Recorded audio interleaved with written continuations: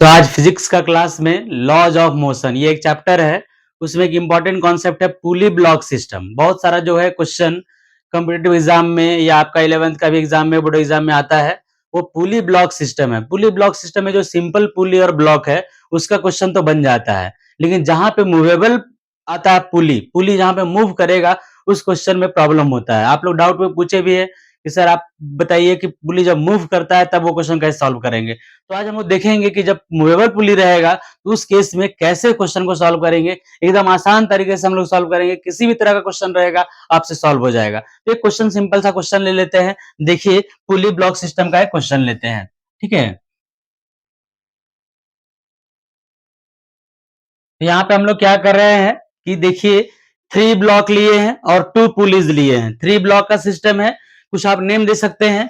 ये suppose that M1 है। अगर न्यूमेरिकल्स के केस में ले लेंगे तो सपोज दैट ये आपका 1 kg का ब्लॉक है, ये ले लीजिए 2 kg का ब्लॉक है और ये ले लीजिए 3 kg का ब्लॉक है।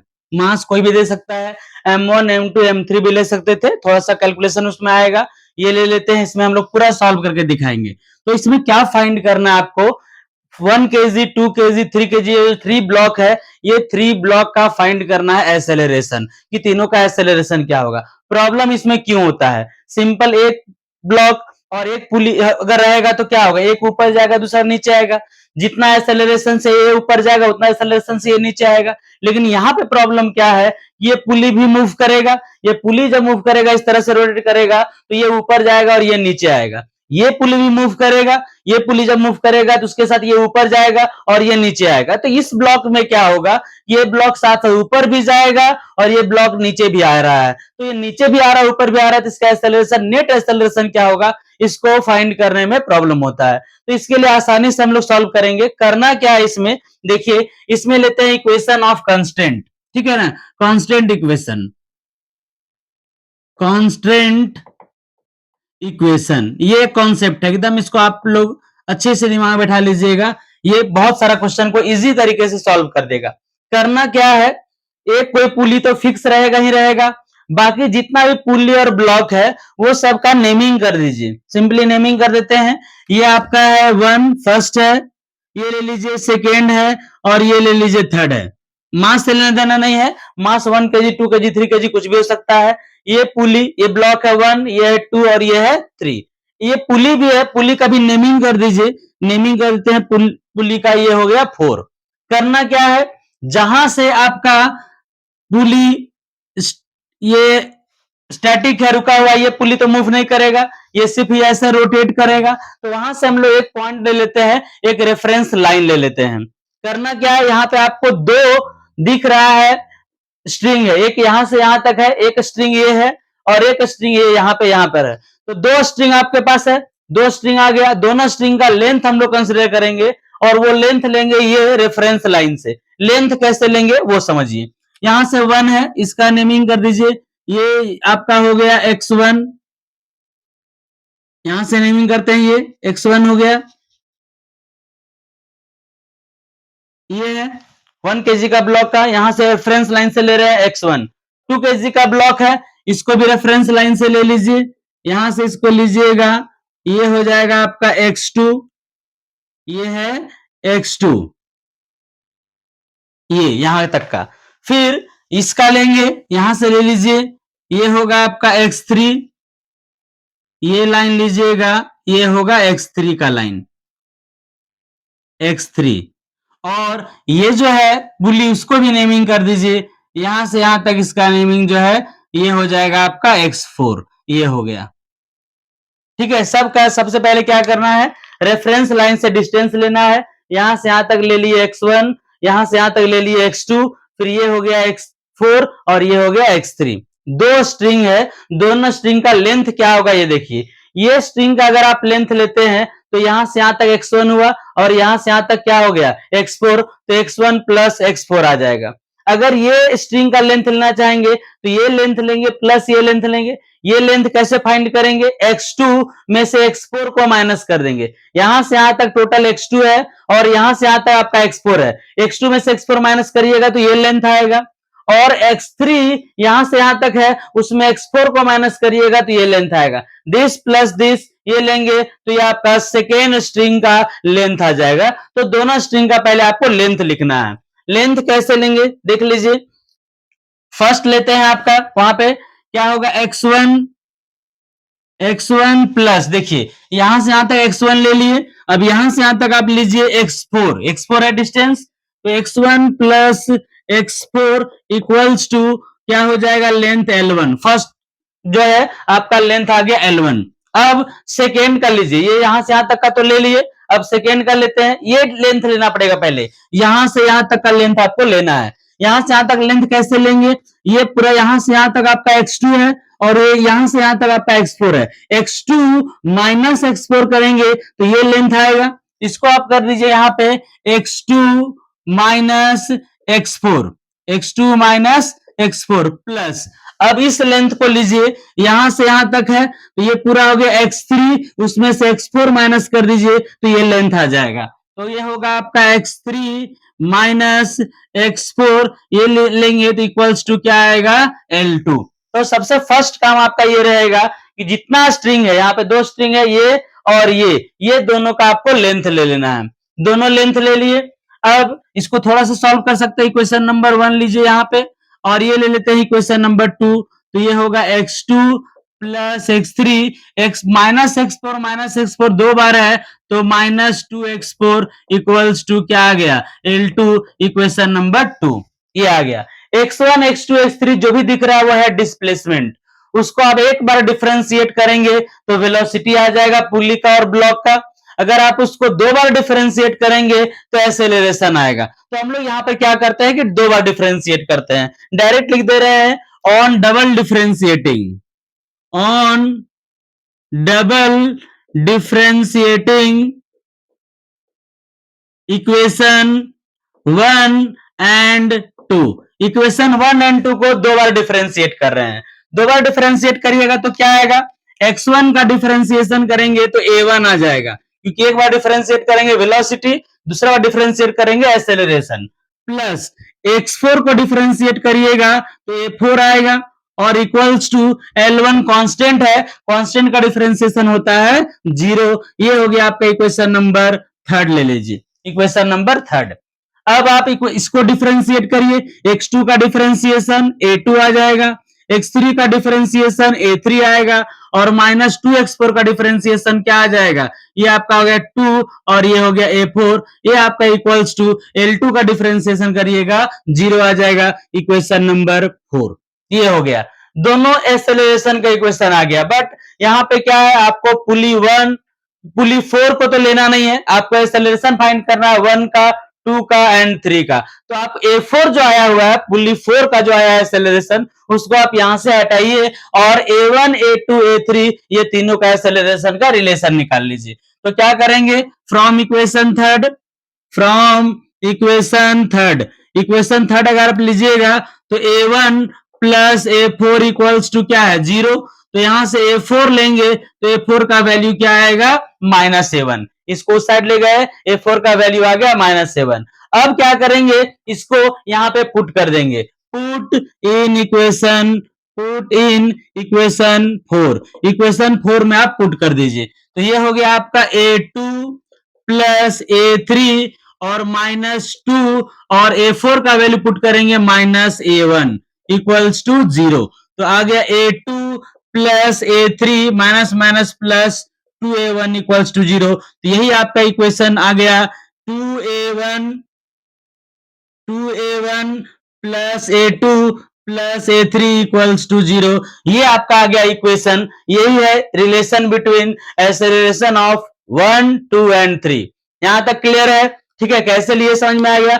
ये इक्वेशन ऑफ कांस्टेंट आपको क्या, उससे क्या फायदा होगा, ब्लॉक का एक्सेलरेशन, ब्लॉक का वेलोसिटी, इसके बीच में रिलेशन आ गया, ये आपका इंपॉर्टेंट रिलेशन हो गया। अब हम लोग को क्या करना बोलिएगा, A1 A2 A3 है किधर, इसका डायरेक्शन क्या होगा। आप यहाँ पे कोई एक डायरेक्शन ले लीजिए, सबका नीचे या सबका ऊपर। सपोज ये इसका डायरेक्शन एक्सेलरेशन A1 ले लिए हैं नीचे के डायरेक्शन में, इसका एक्सेलरेशन ले लिए हैं A2, ये भी है नीचे के डायरेक्शन में, और इसका एक्सेलरेशन है A3, ये भी है आपका नीचे का डायरेक्शन में।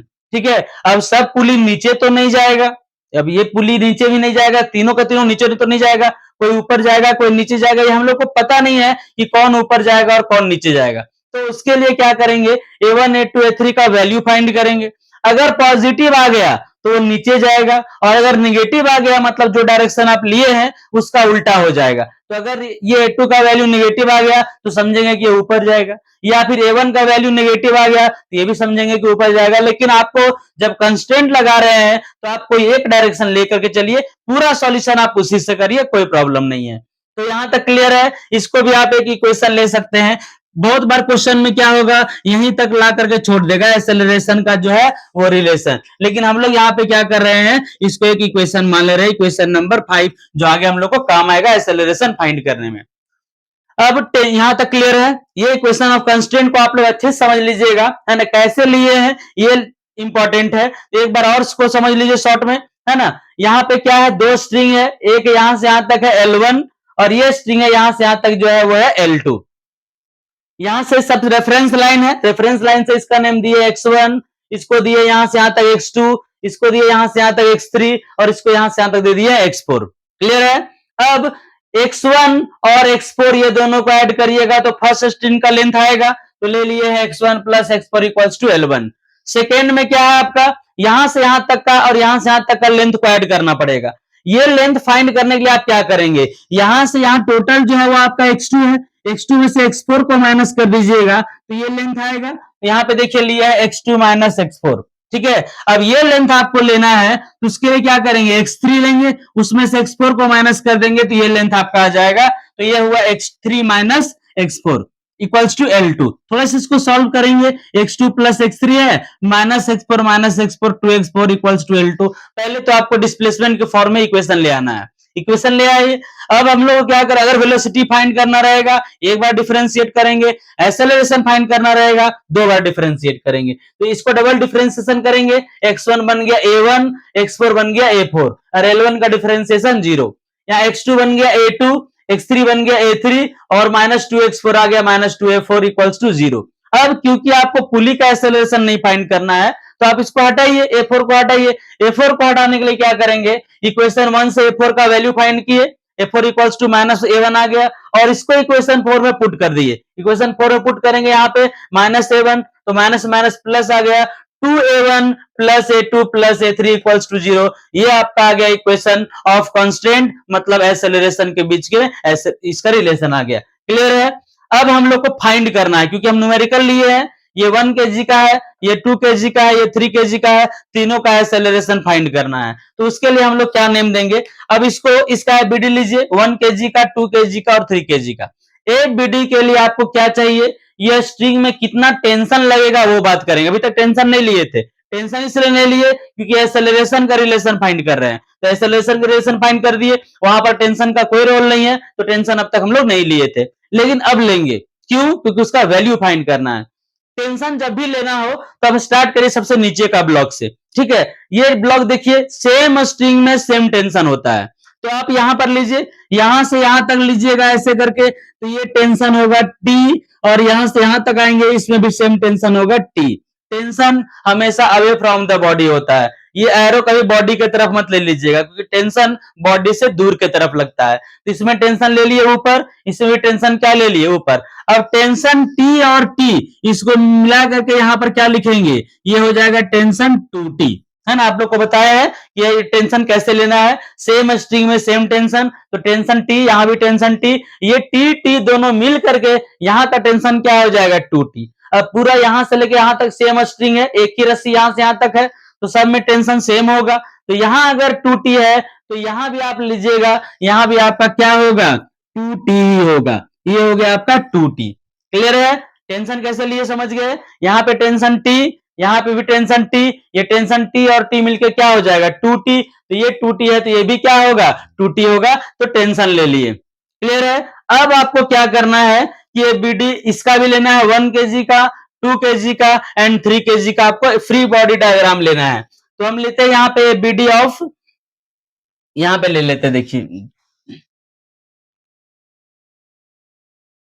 ये हो गया एफबीडी ऑफ 1 केजी, पहले लीजिए FBD of 1 KG, FBD of 1 KG block, है ना, 1 केजी ब्लॉक का एफबीडी ले रहे हैं। समझिए क्या होगा, ये 1 केजी ब्लॉक है, 1 केजी ब्लॉक, इसमें क्या क्या हो रहा है, इसमें टेंशन 2T ऊपर लग रहा है, तो 2T लेंगे ऊपर, इस तरह से लेंगे ऊपर 2T, और कोई भी ब्लॉक का वेट नीचे काम करता है। अगर ये 1 केजी का है तो 1G ये नीचे काम करेगा, 1G वेट ले लिए, कोई बॉडी का वेट लेंगे, वेट नीचे काम करेगा। अब क्योंकि ये नीचे आ रहा है, हम लोग A1 एक्सेलरेशन जो है वो कौन से डायरेक्शन में दिए हैं, नीचे के डायरेक्शन में दिए हैं। इसका मतलब क्या होगा, नीचे का फोर्स बड़ा होगा और ऊपर का फोर्स छोटा होगा, तो नीचे में से ऊपर का फोर्स को माइनस करिए, तो नीचे 1G है मतलब G हो जाएगा, G minus 2T, G minus 2T। तो net force equals to formula होता है मास इंटू एक्सेलरेशन, तो मास है 1 केजी और एक्सेलरेशन है ए। यहां हम लिख दे रहे हैं आप लोग को समझने के लिए, ये सिंपल क्वेश्चन में आप लोग को पहले बताया है, net force equals to mass into acceleration. तो नेट फोर्स कैसे लीजिएगा, 1G में से 2T को माइनस करेंगे, तो 1G मतलब G minus 2T equals to 1 है, 1A को सिंपली ए भी लिखिएगा तो कोई प्रॉब्लम नहीं है। ए और ए का नेम दे दीजिए A1, क्योंकि आपका इसका एक्सेलरेशन क्या है, A1 है, ये क्वेश्चन नंबर 1 हो गया, A1 हो गया। अब आप एबीडी आइए किसका, 2 केजी ब्लॉक एबीडी में आइए, तो ये हो जाएगा FBD of 2 KG block, FBD of 2 KG block, 2 KG block का एफबीडी लीजिए। 2 केजी ब्लॉक का एफबीडी अगर आप लेंगे तो क्या होगा, देखिए यहाँ पे 2 केजी को दिखाइए, ये 2 केजी ब्लॉक है, इसमें क्या होगा, टेंशन किधर है, देखिए इसमें टेंशन है ऊपर, तो यहाँ भी टेंशन किधर लेंगे, टेंशन ले लेंगे ऊपर T। अब इसका वेट 2 केजी का है तो वेट नीचे काम करेगा, सबका वेट नीचे काम करता है, इसका वेट लेंगे, वेट हो जाएगा 2G, ये नीचे काम करेगा, और आ रहा है ये किधर, ये नीचे ही आ रहा है, सबका एक्सेलरेशन का सेम डायरेक्शन लिए हैं A2, ये हो गया। अब यहाँ भी same formula, net force equals to mass into acceleration. Net force कैसे होगा, 2G में से T को माइनस करेंगे क्योंकि बॉडी नीचे आ रहा है, मतलब नीचे का फोर्स बड़ा होगा और ऊपर का फोर्स क्या होगा, छोटा हो जाएगा। तो यहाँ पे हम लोग लेंगे 2G माइनस T, तो 2G minus T equals to mass into acceleration, mass इसका 2 kg है तो 2 और एक्सेलरेशन है A2, एक्सेलरेशन क्या है A2, इसका भी क्वेश्चन नंबर 2 ले सकते हैं, लेकिन हम क्या करते हैं कि यहां से A2 निकाल लेते हैं, तो ये 2 को लाके दोनों में इधर डिवाइड कर दीजिए, दिस इंप्लाइज क्या हो जाएगा, ये 2G/2 minus T/2 equals to A2, 2 cancel हो जाएगा यहां से, तो क्या आएगा ये G minus T/2 equals to A2, ये इक्वेशन नंबर 2 ले लीजिए, A2 का वैल्यू भी निकल गया। अब आपको एबीडी लेना है 3 केजी ब्लॉक का, 3 केजी ब्लॉक का आप एबीडी लीजिए, तो ये हो जाएगा FBD of 3 KG block, 3 KG block, 3 KG block का एबीडी ले लीजिए, क्लियर है। तो यहां तक हम लोग क्या करेंगे, इस तरह से लेंगे, ये हो गया। अब यहाँ पे देखिए 3 केजी ब्लॉक में यहाँ टेंशन T ऊपर लग रहा है, यहाँ भी टेंशन T ऊपर लगाइए, ये टेंशन T ऊपर हो जाएगा। ये 3 केजी का ब्लॉक है तो 3G नीचे लगेगा, तो इसको भी यहाँ पर क्या करेंगे, 3G नीचे लगाएंगे इस तरह से, 3G, है ना, और ये इसका भी एक्सेलरेशन का डायरेक्शन क्या है, डाउनवर्ड, तो ये हो गया A3। फिर से same formula, net force equals to mass into acceleration. Net force के लिए क्या करेंगे, 3G में से T को माइनस करेंगे, तो यहां से आ गया आपका 3G minus T equals to mass into acceleration, mass है 3 और एक्सेलरेशन क्या है A3, ये हो गया आपका एबीडी 3 केजी ब्लॉक का, और उससे इक्वेशन निकाल लिए। अब क्योंकि आपको A3 फाइंड करना है तो 3 से लाकर दोनों को डिवाइड कर दीजिए, 3 से इसको डिवाइड करिएगा तो G बचेगा, और इसको 3 से डिवाइड करिएगा तो T/3 इक्वल्स टू क्या आ गया A3, इक्वेशन नंबर 3, ये निकल गया आपका A1 A2 A3। तो यहां तक आपको क्लियर है, एबीडी लिए है, एबीडी आप लोग को बताए ही है, एबीडी कैसे लेते हैं, और net force equals to mass into acceleration ये कैसे लेते हैं, ये सिंपल पुली ब्लॉक का सिस्टम में हम लोग देख चुके हैं। तो यहां से निकल गया आपका A1, A2 एंड A3। अब ये A1, A2, A3 का वैल्यू पुट करना है इक्वेशन 5 में, क्योंकि आपके पास रिलेशन है 2A1 plus A2 plus A3 equals to 0। तो putting the value of, values कर दीजिए, values of A1, A2 and A3 in equation 5। ठीक है, इक्वेशन 5 में इसको हम लोग पुट करते हैं।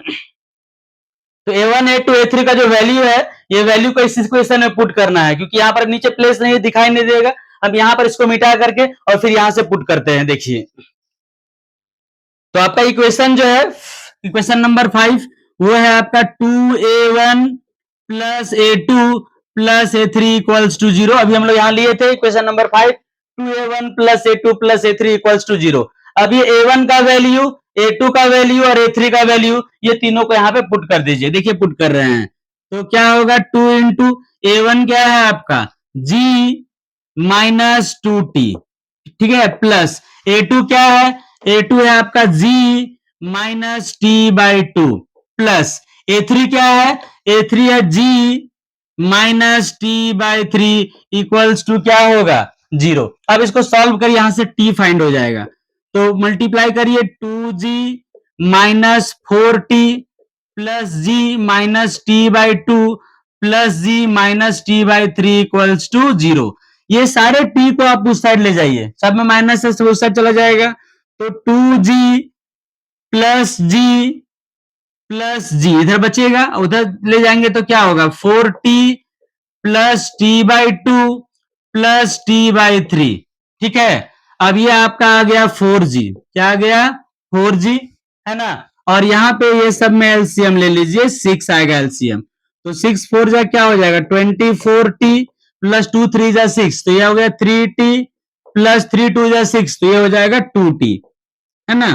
तो ये आया आपका 4G इक्वल्स टू, ये ऐड करिएगा तो आएगा 29T और बाय 6। यहां से T का वैल्यू फाइंड करेंगे, तो इसको लाके मल्टीप्लाई करिए 24G और इसको लाके डिवाइड करिए बाय 29 इक्वल्स टू क्या आ गया, T। तो T का वैल्यू यहाँ पे फाइंड हो गया 24G बाय 29। अगर टेंशन फाइंड करना रहेगा स्ट्रिंग का, तो यहां से टेंशन, यही टेंशन आ गई आपका, टेंशन का आंसर हो गया। बट हम लोग को टेंशन नहीं फाइंड करना है, A1, A2, A3 तीनों का एक्सेलरेशन फाइंड करना है।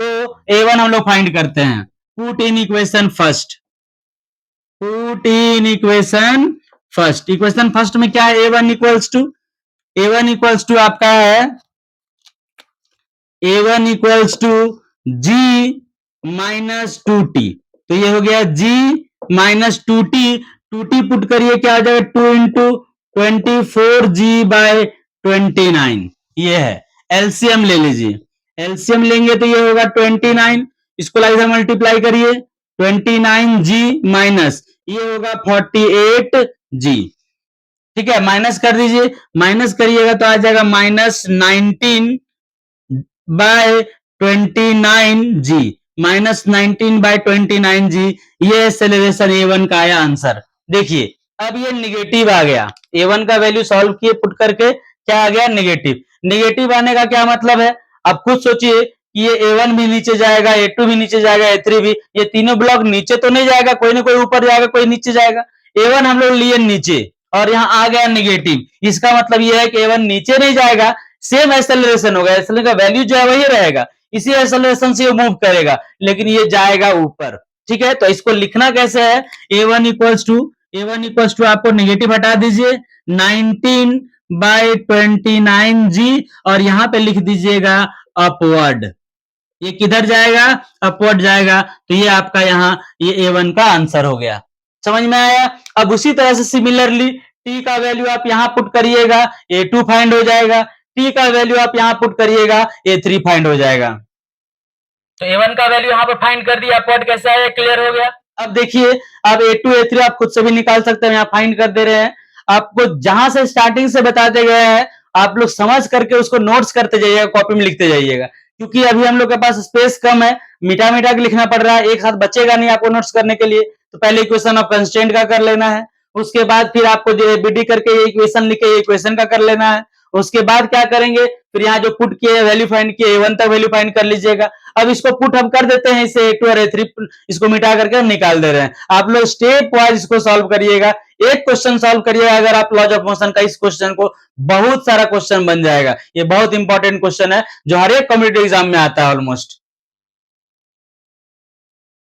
अब A2 का वैल्यू फाइंड करते हैं। देखिए A2 में क्या है, A2 के लिए A2 का वैल्यू जो था वो था G minus T by two, है ना। आप लोग अगर लिखे होंगे नीचे, यहाँ मिटा दिए हैं। A2 का वैल्यू था G minus T by two, तो ये हो गया G माइनस टी का वैल्यू पुट कर दीजिए। टी क्या है, 24G बाई 29 और बाई 2 है तो 2 को यहां लिख दीजिए, सॉरी 2 को यहां लिख देंगे ऐसे, इंटू में 2, तो 2 से कैंसिल करिएगा 24 तो 12 आ जाएगा, तो ये हो गया G minus 12G bye 29। LCM ले लीजिए, एलसीएम लीजिएगा 29 आएगा, तो ये हो गया 29G माइनस 12G, माइनस करिएगा तो आ जाएगा 17G बाई 29। ये आ गया एक्सेलरेशन A2। देखिए ये पॉजिटिव आया, पॉजिटिव आया मतलब ये है कि A2 आपका जो है वो किधर जाएगा, नीचे जाएगा। तो क्या होगा, पॉजिटिव आया तो ये हो जाएगा आपका डाउनवर्ड,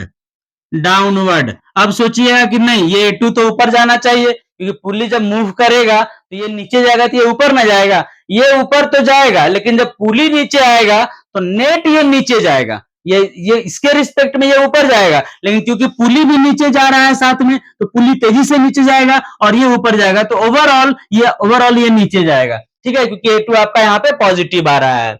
अब A3 फाइंड करते हैं, है ना। देयरफॉर A3 क्या हो जाएगा, A3 जो लिखे इक्वेशन थर्ड में, ये था आपका G minus T by three, G minus T by three, A3 का वैल्यू उन्होंने फाइंड किए थे अभी, तो ये हो गया G माइनस टी का वैल्यू क्या है 24G बाई 29, तो 24G बाई 29 और बाई 3 है तो 3 यहां ले लीजिए, 3 यहां पर पुट कर देंगे, 3 से कैंसिल करेंगे तो क्या आ जाएगा, ये 8 आएगा, तो ये हो गया G माइनस 8G बाई 29। अब इसको एलसीएम लीजिए 29, तो ये हो जाएगा 29G माइनस 8G, और 29G में से 8G माइनस करिएगा तो ये आएगा 21G बाई 29, ये आ गया आपका, और ये पॉजिटिव आ रहा है, पॉजिटिव आ रहा है, इसका मतलब क्या होगा, ये हो जाएगा जो सही है डाउनवर्ड, ये भी ले लीजिए आपका डाउनवर्ड आएगा, ये होगा। देखिए इसका जो एक्सेलरेशन है सबसे अधिक आया 21G बाई 29, क्योंकि खुद सोचिए कि अगर ये पुली मूव करेगा, ये ऊपर जाएगा तो ये कैसे नीचे जाएगा, ये नीचे भी जाएगा, पुली की वजह से भी नीचे जाएगा, तो और ज्यादा तेजी से नीचे जाएगा, इसलिए इसका एक्सेलरेशन जो है वो सबसे अधिक आया है 21G बाय 29। समझ में आया, ठीक है। तो ये जो क्वेश्चन है, ये क्वेश्चन आपको लॉन्ग क्वेश्चन दिख रहा है लेकिन इसके अंदर बहुत सारा कॉन्सेप्ट छुपा हुआ है, एक्सेलरेशन का रिलेशन, वेलोसिटी का रिलेशन, उसके बाद टेंशन, ओनली टेंशन फाइंड करना रहेगा तो टेंशन, और उसके बाद एक्सेलरेशन, मतलब एक क्वेश्चन के अंदर हम लोग सारा कुछ फाइंड कर लिए हैं, इसलिए ये इंपॉर्टेंट कॉन्सेप्ट हो जाता है। ये अक्सर आपको मतलब 11-12 में तो कम, लेकिन जेई मेंस में या एडवांस में खासकर ये सब क्वेश्चन एकदम आता ही आता है, समझ गए। तो आप लोग मतलब +2 से लेकर के कॉम्पिटिटिव लेवल के लिए इसको आप जरूर से जरूर कर लीजिएगा, जितना भी पुली ब्लॉक सिस्टम का क्वेश्चन होगा सब का सब सॉल्व हो जाएगा। अभी हमने ये देखे कि इसमें 3 ब्लॉक था एंड 2 पुलिस था, ठीक है, तो इसमें थोड़ा क्वेश्चन लंबा हो गया। अब हम लोग क्या करते हैं, 2 ब्लॉक लेते हैं, 2 पुलिस, 3 पुलिस, 4 पुलिस, कितना भी पुलिस ले सकते हैं, बहुत आसानी से और बहुत ये सिंपली सॉल्व हो जाएगा। तो हम एक्सेलरेशन का रिलेशन बता देते हैं, बाकी आप लोग एबीडी लगा करके आराम से सॉल्व कर सकते हैं। तो एक क्वेश्चन लेते हैं जिसमें एक्सेलरेशन का रिलेशन आप लोग को बताते हैं, उसमें पुली का संख्या हम लोग बढ़ा देते हैं, ज्यादा ज्यादा नंबर ऑफ पुलिस लेंगे। कैसे, एक एग्जाम्पल देखिए आपको पता चल जाएगा। देखिए इसमें क्या किया हम लोग कि पुली 2 लिए हैं और पुली 2 लिए हैं, ब्लॉक भी 2 लिए हैं, यहाँ पे पुली बढ़ा दिए हैं, पुली 3 लिए हैं और ब्लॉक 2 लिए हैं, आप पुली 4, 5 और बढ़ा सकते हैं। कैसे होगा रिलेशन, बहुत सिंपल है, आप सोच करके देखिए। अभी आप लोग को टेंशन लेना सिखाया है, टेंशन लेते कैसे हैं आप लोग जानते भी हैं, स्ट्रिंग में टेंशन लिया जाता है। टेंशन आप स्टार्ट करिए यहां से, देखिए ये एक स्ट्रिंग है, और यहाँ पे एक दूसरा स्ट्रिंग है। स्ट्रिंग आपके पास कितना है? 2। स्टार्ट करिए सिंगल से। यहाँ से यहाँ पे टेंशन लेंगे किधर? ऊपर। Tension away from the body होता है, तो टेंशन ऊपर ले लिए। यहाँ टेंशन टी होगा, तो यहाँ पर भी टेंशन क्या होगा? यहाँ भी टेंशन टी होगा। ये टेंशन टी है, ये भी टेंशन क्या होगा? टी होगा। ये टी और टी ये मिल करके टेंशन यहाँ पे क्या हो जाएगा? यहाँ पे टेंशन हो जाएगा 2t, है ना। टी और टी मिलके टेंशन क्या होगा? 2t हो जाएगा। अब ये 2t है, तो यहां से यहां तक भी आएगा, तो ये भी हो जाएगा आपका 2t। क्लियर है? तो यहाँ पे क्या हुआ, समझ में आ गया? टेंशन कैसे लिए? यहां से यहाँ टी, तो यहां से यहाँ तक भी टेंशन क्या लिए? टी। टी और टी मिलके 2t हुआ, तो यहाँ 2t अगर है तो पूरे स्ट्रिंग में 2t होगा, तो टेंशन यहाँ 2t हो गया। टेंशन सारे स्ट्रिंग में ले लिए। क्लियर है? अब टोटल टेंशन देखिए कितना है। यहाँ पर टोटल टेंशन आपका जो है वो है 3t। 2t प्लस टी मिलकर के क्या हो गया? 3t। ये 3t है। और यहाँ पे टेंशन आपका क्या है? यहाँ पे सिंगल टी है। एक्सेलरेशन टेंशन का जस्ट उल्टा होता है। जैसे यहाँ पर टेंशन 3t, यहाँ पर टेंशन t, तो यहाँ अगर आप एक्सेलरेशन लेते हैं a, तो यहाँ पे एक्सेलरेशन क्या लेना होगा? यहाँ पे एक्सेलरेशन आप ए लीजिए उल्टा। यहाँ एक्सेलरेशन ए लेंगे तो यहाँ पे क्या हो जाएगा? 3a होगा। समझ में आया? जो भी है, अगर ये ए एक्सेलरेशन से ऊपर जाएगा तो ये 3a एक्सेलरेशन से क्या होगा? नीचे जाएगा। इसका मतलब ये है, अगर आपका ये 10 का एक्सेलरेशन से ऊपर जाएगा तो ये 30 का एक्सेलरेशन से नीचे आएगा। या उल्टा भी बोल सकते हैं कि ये 10 एक्सेलरेशन से अगर आप ये नीचे आएगा तो ये 30 का एक्सेलरेशन से ऊपर जाएगा। तो ये है टेंशन और एक्सेलरेशन के बीच में रिलेशन। एक्सेलरेशन अगर आपका निकल गया तो आप एबीडी लेकर के आराम से इसको सॉल्व कर सकते हैं। मेन तो एक्सेलरेशन निकालना होता है। अब एक ही एक्सेलरेशन यहाँ पे एक वेरिएबल आराम से निकल जाएगा दोनों से, टेंशन वेरिएबल और एक्सेलरेशन। अब इस केस में देखिए, अगर यहाँ टेंशन और एक्सेलरेशन अगर आपको क्लियर है, समझ गया है, तो यहाँ पर भी आप सेम तरीके से आप कर सकते हैं। कैसे? यहाँ पे स्ट्रिंग कितना है? 1, यहां से लीजिएगा 2 और यहाँ पे स्ट्रिंग है 3। 3 स्ट्रिंग्स है। स्टार्ट आप यहां से करिए। टेंशन लीजिए, यहाँ पे टेंशन लेंगे टी, है ना। तो यहाँ टेंशन टी लेंगे तो यहां से यहां तक भी टेंशन क्या हो जाएगा? यहाँ पर भी टेंशन होगा टी। तो ये टेंशन टी और टी, ये दोनों टी टी मिल करके यहाँ पे ऊपर में टेंशन कितना हो जाएगा? 2t। ये 2t है, तो यहां से यहां तक सेम स्ट्रिंग है, सेम स्ट्रिंग में सेम टेंशन, तो यहां भी टेंशन क्या हो जाएगा? यहां भी टेंशन हो जाएगा 2t। क्लियर है?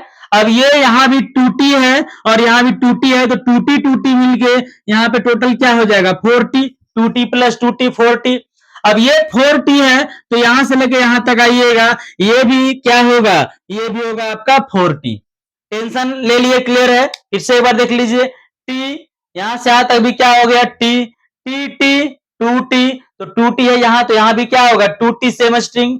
फिर 2t 4t, तो यहाँ भी 4t रहेंगे, यहाँ तक भी क्या आ जाएगा? Same 4t। क्लियर है?